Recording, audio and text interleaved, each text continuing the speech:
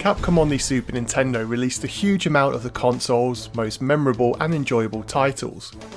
Games like UN Squadron, Breath of Fire, and not forgetting Street Fighter were all staples of gamers' collections.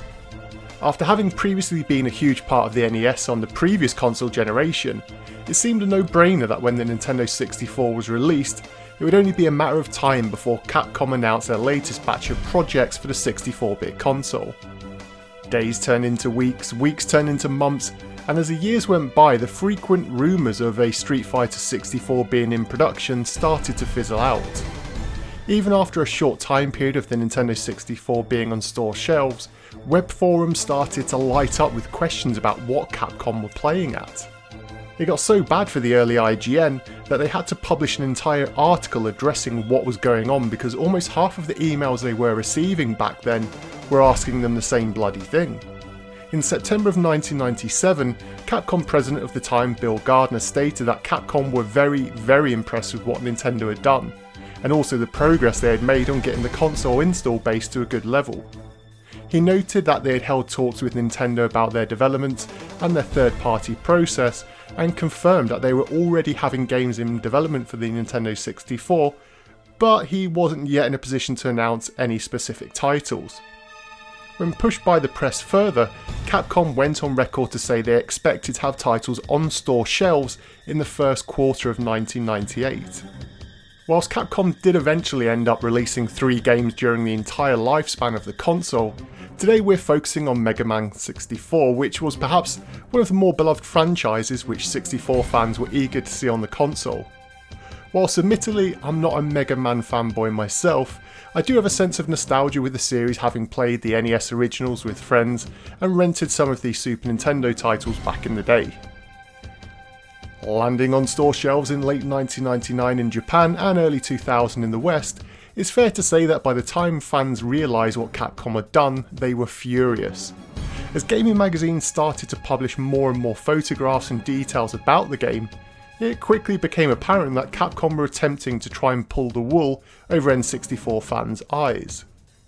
Mega Man 64 was in fact nothing more than a port of Mega Man Legends from the PlayStation 1. Now, we're all used to games getting multi-platform releases. Even back then, a large amount of a console's library was often a multi-platform release. But Mega Man Legends was released way back in 1997 on the PlayStation 1.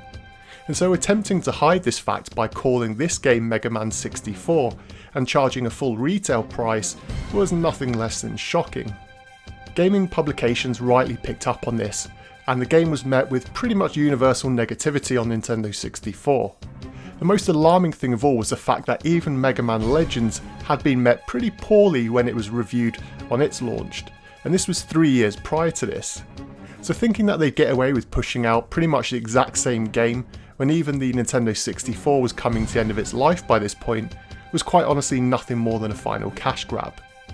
But with over 20 years now having passed since this became one of the biggest news stories on the console, let's take a look at Mega Man 64 to see if it really does deserve all of the nostalgic negativity that people often remember it for.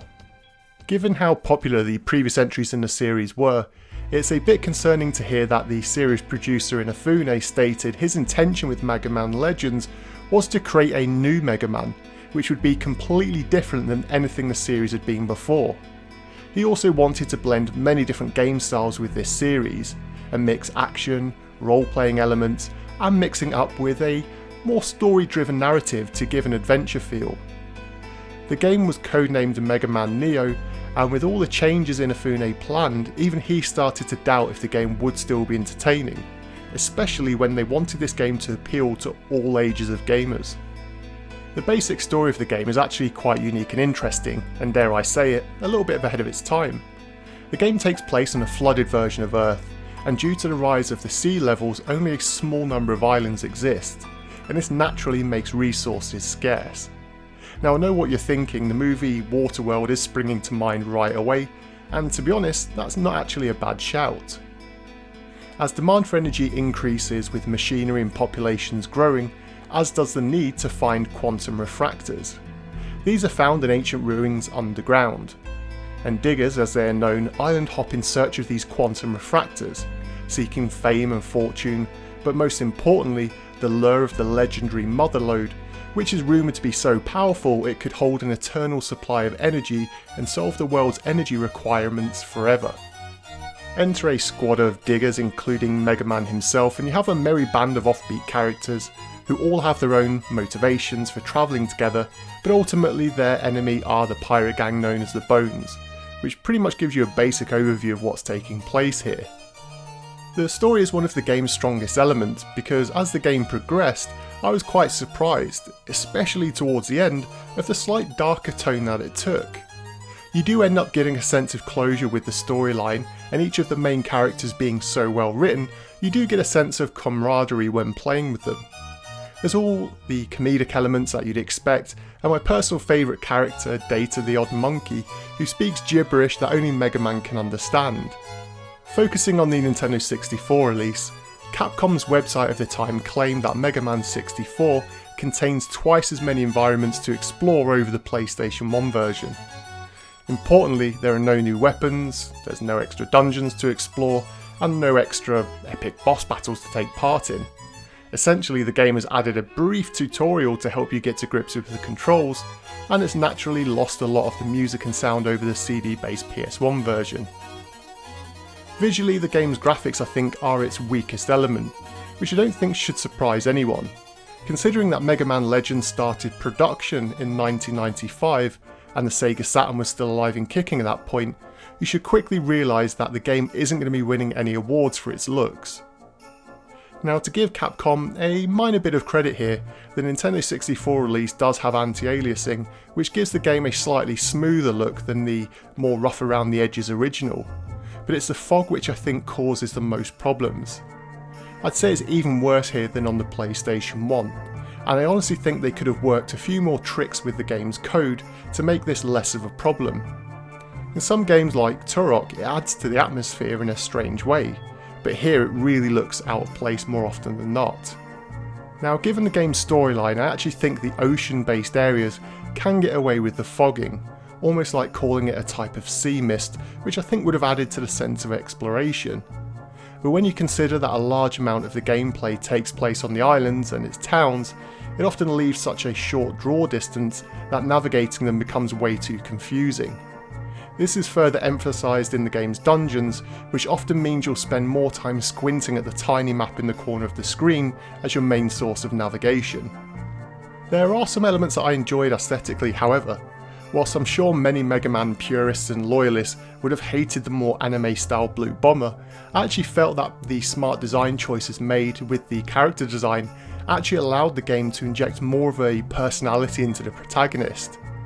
This, when combined with the voice work, actually made me feel a sense of what the character was actually trying to portray for the very first time. I also wasn't as annoyed by the other NPCs in the game either.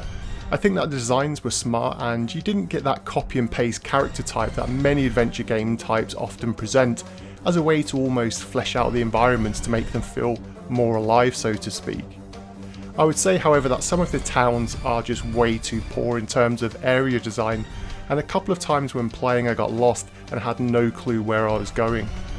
If there's one thing that people remember about the Nintendo 64 release, it was that the audio being a bit of a mixed bag.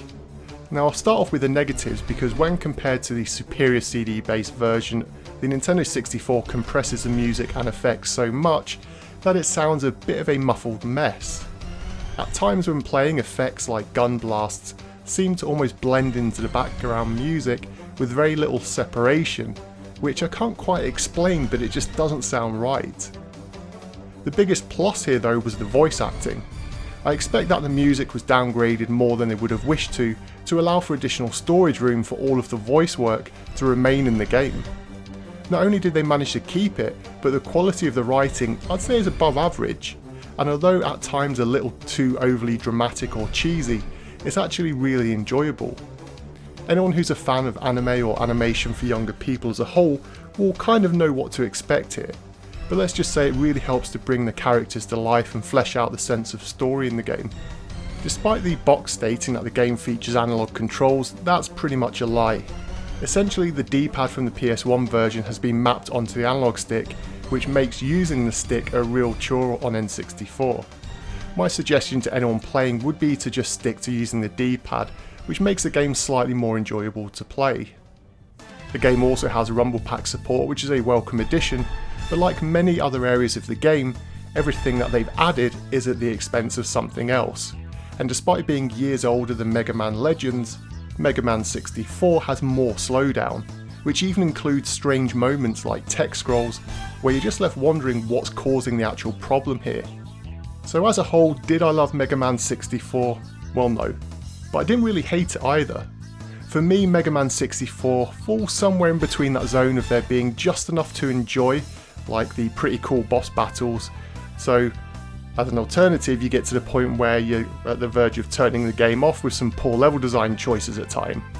No matter how frustrating the game's issues are, nothing is more frustrating than this essentially being a late Nintendo 64 port of an early PlayStation 1 game. Whilst I think Mega Man fans will likely have enjoyed this, and the surprising high Metacritic score of Legends may support that view, I think that for more casual fans of the franchise such as myself, there's simply better alternatives to this on N64. In short, I would probably suggest that if you're going to play it, just play the PlayStation 1 version in the context of when it was released, which should help alleviate some of the expectations you may have coming into one of the last N64 releases before the GameCube was released. But as always, that's just my view, and I love hearing what you made of this title. Did you love the new direction that Inafune decided to go with the Legend series? I expect that given there were further releases, that there was enough of a commercial success here for the series to continue. Or did you rent this after seeing all of the media criticism? IGN being one of the worst offenders, suggesting that you simply wait for something better on the GameCube. And so for today's topic of conversation, I'd love to know how you would have designed an original Mega Man game for Nintendo 64. As always, let me know your thoughts and feelings, comments and opinions down below, and until next time.